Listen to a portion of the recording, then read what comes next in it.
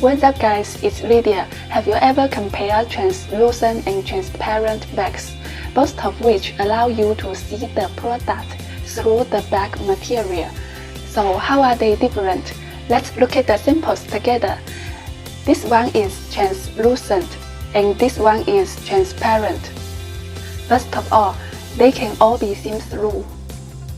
But the translucent one has a matte feeling.